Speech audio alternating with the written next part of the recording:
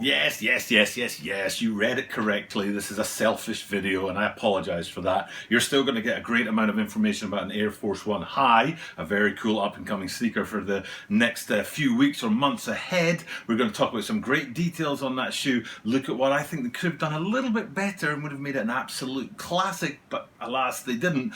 But on top of all that, for me, it's a great chance to look at an Air Force One High in great detail, something that I haven't done in over 600 consecutive days of content for YouTube, non-stop, 600 days, sometimes 2 videos a day, so we're well over 600 sneakers that I've looked at, and I've never really went deep on the Air Force One Highs. I have looked at some special collaborations like the Dawn C's, I don't know if you remember these guys here, which was an Air Force One High, but it's not really standard, you know what I'm saying? It's a collaboration, it's got a lot of specialist stuff going on there, but this one here is your bog standard Air Force One High silhouette in a very basic colorway, and it's a great opportunity for me to look at the shoe and learn. That's what my channel's all about. For me, it's about a chance for me to learn from you guys and from looking at sneakers and from sneaker information on the internet and things like that, and that's one of my passions about having a channel, is that opportunity. So there's a bit of selfishness in this one, that it's an opportunity for me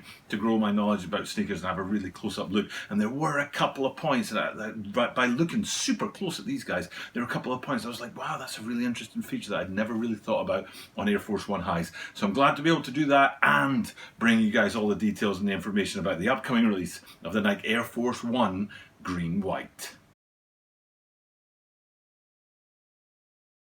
This is the Tokyo Bada 23 Sneaker Channel, Tokyo Bada 23 Sneaker Channel des. Mainichi Yapsuru no de, Mainichi Mite Kudasai. And every single day from Tokyo, Japan, I bring you content about upcoming sneaker releases, sneaker news, and sneaker reviews. And this one's a little bit strange. Usually what I do is I find shoes that are coming maybe a week to 10 days later.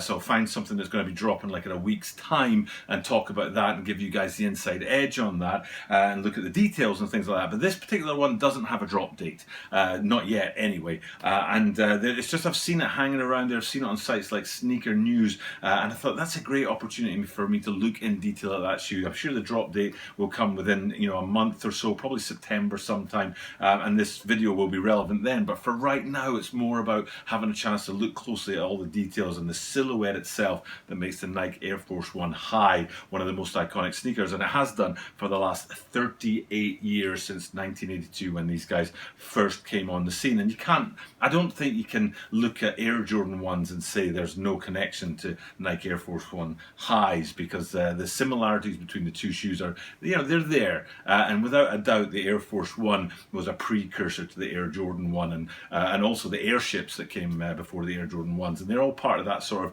early 80s family of Nike sneakers and Nike Air. So it's a great shoe. It's got great history, and this particular shoe is a great colorway that gives us an opportunity, like I said, to look at some of the details on there. And the first thing I want to do before I look at like what I'm interested in, shall we say, and the things that I was like, oh, I was surprised by that in the shoe. Before I do that, I want to look at this. What that is right there is the thumbnail for Air Force One Lows that I did, I'm going to say 3 months ago, maybe 2 months ago. And what you can see there is 2 shoes spliced together. I've done this a few times in the thumbnails where I've got a set of shoes or a pack of shoes coming up, and I want to show all of them without them being tiny little, images on the thumbnail. So what I've been doing is cutting the shoes in half and splicing them together, and often in the comments I get people asking me about that shoe as if it's a real shoe, but you can see this one here. I think I always get it wrong when I think it's black sole on this side and red on that side, but if I'm guessing I'm wrong, it's probably the opposite way around. Doesn't really matter because you can see it on the green screen. But that was like a sort of precursor to this one. That major feature on this Nike Air Force One High today is that midsole outsole combination that's in a solid single color other than white. And then if you go back to those lows that we talked about before with the red and the black, that was a solid single color across the midsole outsole sort of combination on those shoes. And that's the main signature feature coming back to today's shoe again. Usually what you'd see with an Air Force One is a white midsole and then that thin strip of color on the outsole to match the colorway of the shoes, and it wouldn't have looked out of place on these guys, a white midsole with a green strip of color only across the outsole. But what they went for instead was matching the midsole and the outsole colors. I think it's a great feature. I like it when they do that. They don't do it that much, so it's unique. If they did it all the time, it wouldn't be unique or it wouldn't be special, but because they don't do it that often, when it does happen, it's something that catches your eye. But that's one of the places on the shoe, even though it is a great feature, where, like I said at the start of this video, I was like, they could have done this slightly different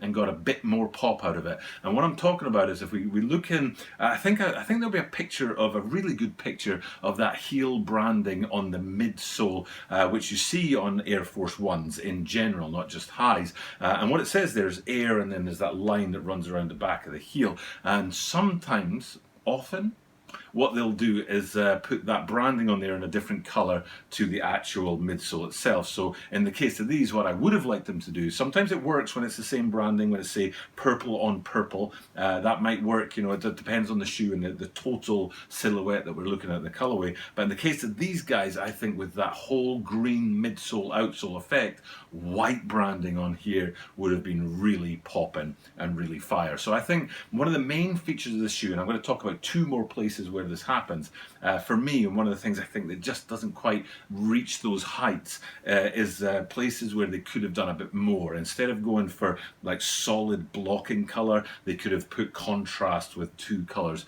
And the first place I want to talk about that, like I said, is that heel branding at the back end of the midsole. And not too far away from that, staying on the same picture back here, it's easy to see the stitching that runs around the top end of the midsole, which holds the midsole to the upper of the shoe. And again, that's a place where I think, and if you really look at it, if they'd gone with white stitching in there, it would have looked really cool. The contrast between the green and the white, given that it's a green and white shoe, it wouldn't have looked unusual to have white stitching in there, and it would have provided a bit of pop and a bit of contrast. So that would have been my sort of change or take on these shoes. Not a sneaker designer, don't work for Nike. I do have a full-time job, but it has nothing to do with fashion or sneakers, so I can't exactly talk from experience or anything, but I can give you my opinion and my point of view, and that's my take on that part of the shoe. So you've got the heel branding that could have been white, you've got the stitches through the top end of the midsole there that could have been white, and then I think it's the same for the swoosh on the side in solid green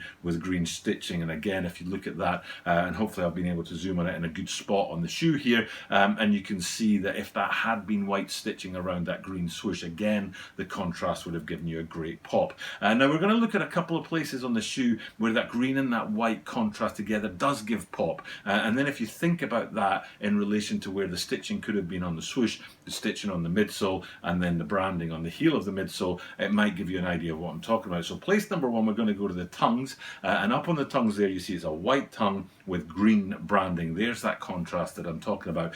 Little segue to the side, one of the things I always talk about in Air Force Ones is one of my least favorite things in any sneaker in the world, is I don't like it when on Air Force Ones it says Nike Air Air Force One. Nike Air Air Force One is what it says. Why do they have two airs up there? Are they double stacked like the Fear of Gods? Nike Air Air Force One. And it's just like, whoever did that, obviously 38 years ago, it stuck. And nobody's been able to undo it since, and maybe now it's just a trademark of the shoe. But back to the branding, green branding on the white background, great contrast, great pop. And then if you just travel a little back further from that onto the insole, the inverse, the opposite of that, where you've got the green insole with the white branding on it, and again you see that pop of colour and that pop of sort of contrast between the two colours, which I wish they'd gone with on the stitching, on the swoosh, the midsole, and also the midsole branding. And staying on that, this is my first chance to tell you about this, one of the two things. There's two, and I'll tell you about the first one, that I was like really,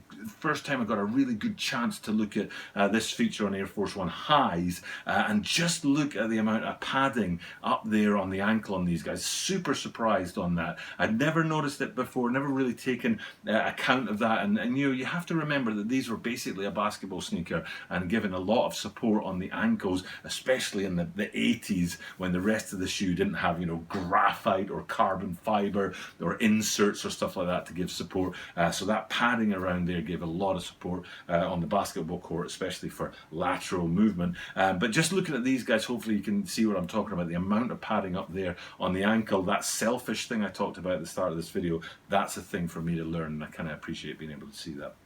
Now, the last thing I want to go and look at on the shoe is the back. I want to go around to the back, and this is the second of the two features that I was kind of surprised at, that I'd never really paid attention to before. And it's the way the swooshes come around the back of the shoe, and then they interact with that branding on there. Now, the branding there is green with white branding, and again, it's that contrast of the two colours that they could have done with a bit more in the stitching and other parts of the shoes. But what I'm more interested in here is the way the sort of swooshes come around and create this kind of M effect that interacts with the branding panel on the back there, which I think is very cool. Never really looked at it, never really thought about it on Air Force Ones, and like I said at the top of this video, I was hoping that looking at this shoe would give me that selfish opportunity to grow my knowledge and understanding of the shoe, and in terms of that ankle padding and in terms of that heel branding, it certainly did that. So I'm happy for myself to have been able to do that today, and hopefully you're happy with this video, and it's told you a lot, A, about this upcoming sneaker and a sneaker you might be thinking about getting your hands on,